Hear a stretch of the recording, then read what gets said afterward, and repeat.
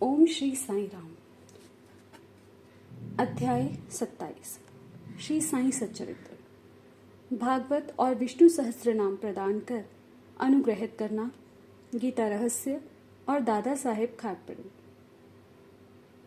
इस अध्याय में बतलाया गया है कि श्री साईं बाबा ने किस प्रकार धार्मिक ग्रंथों को कर स्पर्श से पवित्र कर अपने भक्तों को परायण के लिए देकर अनुग्रहित किया तथा और भी अन्य कई घटनाओं का उल्लेख किया गया है। प्रारंभ। जनसाधारण का ऐसा विश्वास है कि समुद्र में स्नान कर लेने से ही समस्त तीर्थों और पवित्र नदियों में स्नान करने का पुण्य प्राप्त हो जाता है।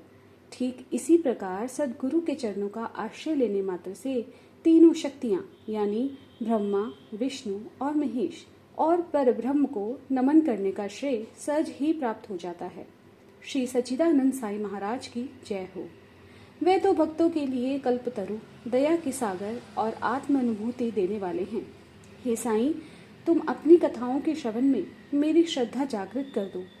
घनघोर वर्षा ऋतु में जिस प्रकार चातक पक्षी स्वाति नक्षत्र की केवल एक बूंद का पान कर प्रसन्न हो जाता है, उसी प्रकार अपनी कथाओं के सार सिंधु से प्रगटित होकर एक जल का कण सहस्रांश दे दो, जिससे पाठकों और श्रोताओं के हृदय तृप्त होकर प्रसन्नता से भरपूर हो जाएं।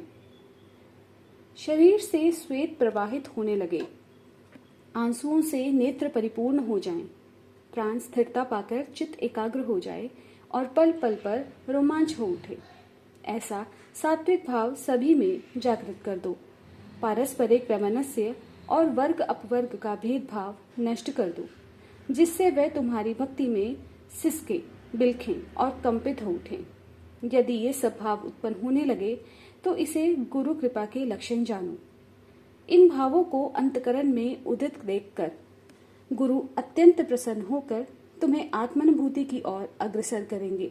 माया से मुक्त होने का एकमात्र सहज उपाय अनन्य भाव से केवल श्री साईं बाबा की शरण जाना ही है। वेद वेदांत भी माया रूपी सागर से पार नहीं उतार सकते। यह कार्य तो केवल सद्गुरु द्वारा ही संभव है। समस्त प्राणियों और भूतों में ईश्वर दर्शन करने की योग्य बनाने की क्षमता केवल उन्हीं में है। पवित्र ग्रंथों का प्रदान। गत अध्याय में बाबा की उपदेश शैली की नवीनता ज्ञात हो चुकी है। इस अध्याय में केवल एक उदाहरण का ही वर्णन करेंगे। भक्तों को जिस ग्रंथ विशेष का पारायण करना होता है उसे वे बाबा के करकमलों में भेंट कर देते हैं, और यदि बाबा उसे अपने करकमलों से स्पर्श कर लौटा देते हैं तो वह उसे स्वीकार कर लेते हैं। उनकी ऐसी भावना हो जाती है कि इस ग्रंथ का यदि नित्य पठन किया जाएगा तो बाबा सदैव उसके साथ ही होंगे। एक बार काका महाजनी श्री एकनाथी भागवत लेकर शिरडी आए। श्यामा ने यह ग्रंथ अध्ययन के लिए उनसे ले लिया और उससे लिए हुए वे मस्जिद में पहुंचे। तब बाबा ने वह ग्रंथ श्यामा से ले लिया और उन्होंने उसे स्पर्श कर कुछ विशेष पृष्ठों को देखकर उसे संभाल कर रखने की आज्ञा देकर वापस लौटा दिया। श्यामा ने उन्हें बताया कि यह ग्रंथ तो काका साहेब का है और उन्हें इसे वापस लौटाना है। तब बाबा कहने लगे कि नहीं नहीं, ये ग्रंथ तो मैं तुम्हें दे रहा हूँ, तुम इसे सावधानी से अपने पास रखो, यह तुम्हें अत्यंत उपयोगी सिद्ध होगा। कुछ दिनों के पश्चात काका महाजनी पुनः श्री एकनाथी भागवत की दूसरी प्रति लेकर आए और बाबा के कर कमलों में भेंट कर दी, जिसे बाबा ने प्रसाद स्वरूप लौटाकर उन्हें भी सावधानी से संभाल कर रखने की आज्ञा दी। साथ ही बाबा ने उन्हें आश्वासन दिया कि यह तुम्हें उत्तम स्थिति में पहुंचाने में सहायक सिद्ध होगा। काका ने उन्हें प्रणाम करके उसे स्वीकार कर लिया। श्यामा और विष्णु सहस्त्रनाम। श्यामा बाबा के अतरंग भक्त थे। इस कारण बाबा उन्हें एक विचित्र ढंग से विष्णु सहस्त्र नाम प्रसाद रूप में देने की कृपा करना चाहते थे। तभी एक रामदासी आकर कुछ दिन शिरडी में ठहरा। वह नित्य नियमानुसार प्रातःकाल उठता और हाथ मुंह धोने के पश्चात स्नान कर भगवा वस्त्र धारण करता तथा शरीर पर भस्म लगाकर विष्णु सहस्त्र नाम का जाप किया करता था और बहुधा इन्हीं ग्रंथों को पढ़ा करता था। कुछ दिन पश्चात बाबा ने श्यामा को भी विष्णु सहस्त्रनाम से परिचित कराने का विचार कर रामदासी को अपने समीप बुलाकर उससे कहा कि मेरे उदर में अत्यंत पीड़ा हो रही है और जब तक मैं सोनमुखी का सेवन नहीं करूंगा तब तक मेरा कष्ट दूर नहीं होगा। तब रामदासी ने अपना पाठ स्थगित कर दिया और औषधि लेने के लिए बाजार चला गया।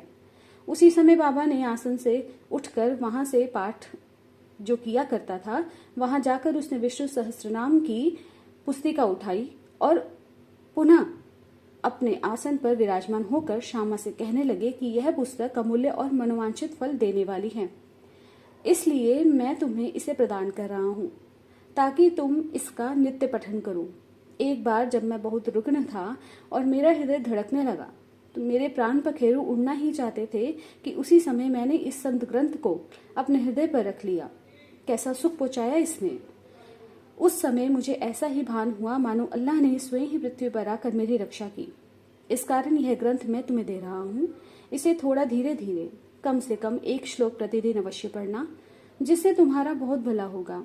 तब श्यामा कहने लगे कि मुझे इस ग्रंथ की आवश्यकता नहीं, क्योंकि इसका स्वामी रामदासी एक पागल हठी और अति क्रोधी व्यक्ति है जो व्यर्थ भी आकर लड़ने को तैयार हो जाएगा। अल्प शिक्षित होने के नाते मैं संस्कृत भाषा में लिखित इस ग्रंथ को पढ़ने में असमर्थ हूँ। श्यामा की धारणा थी कि बाबा मेरे और रामदासी के बीच में मनमुटाव कराना चाहते हैं, इसलिए ही उन्होंने यह नाटक रचा। बाबा का विचार उनके प्रति क्या था ये उनकी समझ में नहीं आया। बाबा येन केन प्रकारेण विष्णु सहस्त्रनाम उसके कंठ में उतार देना चाहते थे। वह तो अपने अल्प शिक्षित अतरंग भक्त को सांसारिक दुखों से मुक्त कर देना चाहते थे। ईश्वर नाम के जाप का महत्व तो सभी को विदित ही है, जो हमें पापों से बचाकर कुवृत्तियों से हमारी रक्षा कर जन्म और मृत्यु के बंधन से हमें छुड़ा देते हैं। यह आत्मशुद्धि के लिए एक उत्तम साधन है जिसमें ना किसी सामग्री की आवश्यकता होती है और ना ही किसी नियम बंधन की। इसमें सुगम और प्रभावकारी साधन अन्य कोई नहीं। बाबा की इच्छा तो श्यामा से यह साधना करने की थी, परंतु श्यामा ऐसा नहीं चाहते थे, इसलिए बाबा ने उन पर दबाव डाला। ऐसा बहुधा सुनने में आया कि बहुत पहले श्री एकनाथ महाराज ने भी एक पड़ोसी पर ब्राह्मण विष्णु सहस्त्रनाम का जाप करने के लिए आग्रह कर उसकी रक्षा की थी। विष्णु सहस्त्रनाम का जाप चित्त शुद्धि के लिए एक श्रेष्ठ और सरल मार्ग है, इसलिए बाबा ने श्यामा को अनुरोध पूर्वक इसके जाप में प्रवृत्त किया। रामदासी बाजार से तुरंत सोनमुखी लेकर लौटा। अन्ना चिंचनीकर जो कि वहां उपस्थित थे प्राय पूरे नारद मुनि ही थे। उन्होंने उक्त घटना का संपूर्ण वृतांत रामदासी को बता दिया। रामदासी क्रोधवेश में आकर श्यामा की ओर लपका और कहने लगा कि यह तुम्हारा ही कार्य है जो तुमने बाबा के द्वारा मुझे उदर पीड़ा के बहाने औषधि लेने भेजा। यदि तुमने पुस्तक नहीं लौटाई तो मैं तुम्हारा सिर तोड़ दूंगा। श्यामा ने उसे शांतिपूर्वक समझाया, परंतु उनका कहना व्यर्थ ही हुआ। तब बाबा प्रेम पूर्वक बोले कि अरे रामदासी, यह क्या बात है, क्यों उपद्रव कर रहे हो? क्या श्यामा बालक नहीं? तुम उसे व्यर्थ ही क्यों गाली देते हो? मुझे तो ऐसा प्रतीत होता है कि तुम्हारी प्रकृति ही उपद्रवी है। क्या नम्र और मृदुल वाणी नहीं बोल सकते? तुम नित्य प्रति इन पवित्र ग्रंथों का पठन किया करते हो और फिर भी तुम्हारा चित्त इतना अशुद्ध। जब तुम्हारी इच्छाएं ही तुम्हारे वश में नहीं तो तुम रामदासी कैसे हुए? तुम्हें तो समस्त वस्तुओं के अनासक्त यानी वैराग्य होना चाहिए। कैसी विचित्र बात है कि तुम्हें इस पुस्तक पर इतना अधिक मोह है। सच्चे रामदासी को तो ममता का त्याग कर समदर्शी होना चाहिए। तुम तो अभी बालक श्यामा से केवल एक छोटी सी पुस्तक के लिए झगड़ा कर रहे थे। जाओ अपने आसन पर जाकर बैठो। पैसों से पुस्तकें तो अनेक प्राप्त हो सकती हैं, परंतु मनुष्य नहीं। उत्तम विचारक बनकर विवेकशीली हो जाओ। पुस्तक का मूल्य ही क्या है और उससे श्यामा को क्या प्रयोजन? मैंने स्वयं उठाकर यह पुस्तक उसे दी थी, यह सोचकर कि तुम्हें तो यह पुस्तक पूर्णतः कंठस्थ है। श्यामा को इसके पठन से कुछ लाभ पहुंचे, इसलिए मैंने उसे दे दी। बाबा के ये शब्द कितने मृदु और मार्मिक और अमृत तुल्य हैं।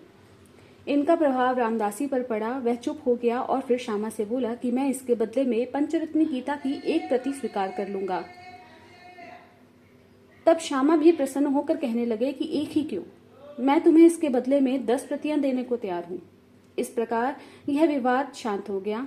परंतु अब प्रश्न यह आया कि रामदासी ने पंचरत्नी गीता के लिए एक ऐसी पुस्तक जिसका उसे कभी ध्यान भी नहीं आया था इतना आग्रह क्यों किया, और जो मस्जिद में हर दिन धार्मिक ग्रंथों का पठन किया करता हो वह बाबा के समक्ष ही इतना उत्पात करने पर क्यों उतारू हो गया? हम नहीं जानते कि इस दोष का निराकरण कैसे करें और किसे दोषी ठहराएं। हम तो केवल इतना जान सके हैं कि यदि इस प्रणाली का अनुसरण ना किया गया हो तो विषय का महत्व और ईश्वर के नाम की महिमा तथा श्यामा को विष्णु सहस्त्रनाम के पठन का शुभ अवसर प्राप्त नहीं होता। इससे तो यही प्रतीत होता है कि बाबा के उपदेश की शैली और उसकी प्रक्रिया अद्वितीय है। श्यामा ने धीरे धीरे इस ग्रंथ का इतना अध्ययन कर लिया और उन्हें इस विषय का इतना ज्ञान हो गया कि वह श्रीमान बूटी साहिब के दामाद प्रोफेसर जी नार के MA को भी इसका यथार्थ अर्थ समझाने में पूर्ण सफल हुए। गीता का रहस्य। ब्रह्म विद्या यानी अध्यात्म का जो भक्त अध्ययन करते उन्हें बाबा सदैव प्रोत्साहित करते हैं। इसका एक उदाहरण है कि एक समय बापू साहिब जोग का एक पार्सल आया जिसमें श्री लोकमान्य तिलक कृत गीता भाष्य की एक प्रति थी, जिसे कांख में दबाए हुए वे मस्जिद में आए। जब वे चरण वंदना के लिए झुके तो वह पार्सल बाबा के श्री चरणों पर गिर पड़े। तब बाबा उनसे पूछने लगे कि इसमें क्या है। श्री जोग ने तत्काल ही पार्सल से वह पुस्तक निकालकर बाबा के कर कमरों में रख दी। बाबा ने थोड़ी देर उसके कुछ पृष्ठ देखकर जेब से 1 रुपया निकालकर और उस पुस्तक के ऊपर रखकर जोग को लौटा दिया और कहने लगे कि इसका ध्यानपूर्वक अध्ययन करते रहो, इससे तुम्हारा कल्याण होगा। श्रीमान और श्रीमती खारपंडे। एक बार श्री दादा साहेब खारपंडे सुकुटुंब शिरडी आए और कुछ मास वहीं ठहरे। उनके ठहरने के नित्यक्रम कार्यक्रम का वर्णन श्री साई लीला पत्रिका के प्रथम भाग में प्रकाशित है। दादा कोई सामान्य व्यक्ति नहीं थे। वे एक धनंजय और अमरावती यानी बरार के सुप्रसिद्ध वकील तथा केंद्रीय धारा सभा यानी दिल्ली के सदस्य थे। वे विद्वान और प्रवीण वक्ता भी थे। इतने गुणवान होते हुए भी उन्हें बाबा के समक्ष मुंह खोलने का साहस नहीं होता था। अधिकांश भक्तगण तो बाबा से हर समय अपनी शंका का समाधान कर लिया करते थे। केवल 3 व्यक्ति खारपंडे, नूलकर और बूटी साहिब ऐसे ही थे जो सदैव मौन धारण किए रहते थे, अति विनम्र और उत्तम प्रकृति के व्यक्ति। दादा साहेब विद्यारण्य स्वामी द्वारा रचित पंचदशी नामक प्रसिद्ध संस्कृत ग्रंथ, जिसमें अद्वैत वेदांत का दर्शन है, उसका विवरण दूसरों को तो समझाया करते, परंतु जब वे बाबा के समीप मस्जिद में आए तो वह एक शब्द का उच्चारण भी नहीं कर सके। यथार्थ में कोई व्यक्ति चाहे वह जितना वेद वेदांतों से परांगत क्यों ना हो, परंतु ब्रह्मपद को पहुंचे हुए व्यक्ति के समक्ष उसका शुष्क ज्ञान प्रकाश नहीं दे सकता। दादा 4 मास तथा उनकी पत्नी 7 मास वहां ठहरी। वे दोनों अपने शिरडी प्रवास से अत्यंत प्रसन्न थे। श्रीमती खारपंडे श्रद्धालु और पूर्ण भक्त थी, इसलिए उनका साईं चरणों में अत्यंत प्रेम था। प्रतिदिन दोपहर को वे स्वयं नैवेद्य लेकर मस्जिद को जाती। जब बाबा उसे ग्रहण कर लेते तभी वे लौटकर अपना भोजन किया करती थी। बाबा उनकी अटल श्रद्धा की झांकी का दूसरों को भी दर्शन कराना चाहते थे। एक दिन दोपहर को वे सांझा पूरी, भात, सार, खीर और अन्य पदार्थ लेकर मस्जिद में आ गई और दिनों तो भोजन प्राय घंटों तक बाबा की प्रतीक्षा में पड़ा रहता, परंतु उस दिन वे तुरंत उठे और भोजन के स्थान पर आकर आसन ग्रहण कर लिया और थाली पर से कपड़ा हटाकर उन्होंने रुचिपूर्वक भोजन करना प्रारंभ कर दिया।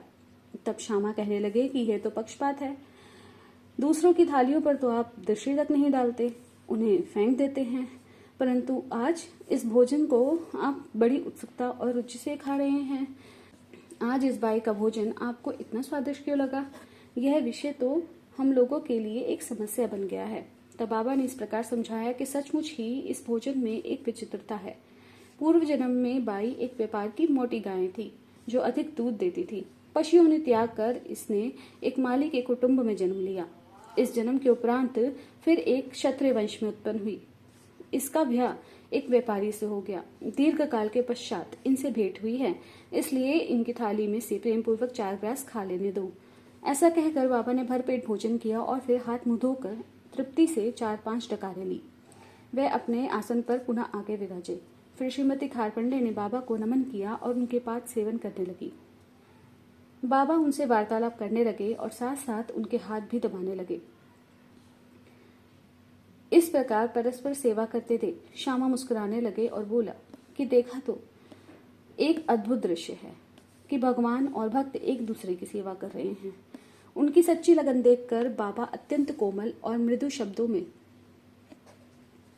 अपने श्रीमुख से कहने लगे कि अब सदैव राजा राम का जाप किया करो। यदि तुमने इसका अभ्यास क्रमबद्ध कर लिया तो तुम्हें अपने जीवन के ध्येय की प्राप्ति अवश्य हो जाएगी।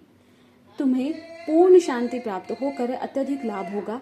आध्यात्मिक विषयों से अपरिचित व्यक्तियों के लिए यह घटना साधारण सी प्रतीत होगी, परंतु शास्त्रीय भाषा में यह शक्तिपात के नाम से विदित है, अर्थात गुरु द्वारा शिष्य में शक्ति संचार करना। बाबा के वे शब्द कितने शक्तिशाली और प्रभावकारी हैं, जो एक क्षण में ही हृदय कमल में प्रवेश कर गए और वहां अंकुरित हो उठे। यह घटना गुरु शिष्य संबंध के आदर्श की घोतक है। गुरु शिष्य दोनों को एक दूसरे के अभिन्न जानकर प्रेम और सेवा करनी चाहिए, क्योंकि उन दोनों में कोई भेद नहीं। वे दोनों अभिन्न और एक ही हैं, जो पृथक कभी नहीं हो सकते। शिष्य गुरुदेव के चरणों पर मस्तक रख रहा है, यह तो केवल बृहदृश्य मात्र है। आंतरिक दृष्टि से तो दोनों अभिन्न हैं और एक ही हैं, तथा जो उसमें भेद समझता है वह अभी अपरिपक्व और अपूर्ण ही है। श्री सद्गुरु साईनाथ अर्पणमस्तु। शुभम भवतु। ओम श्री साईं राम।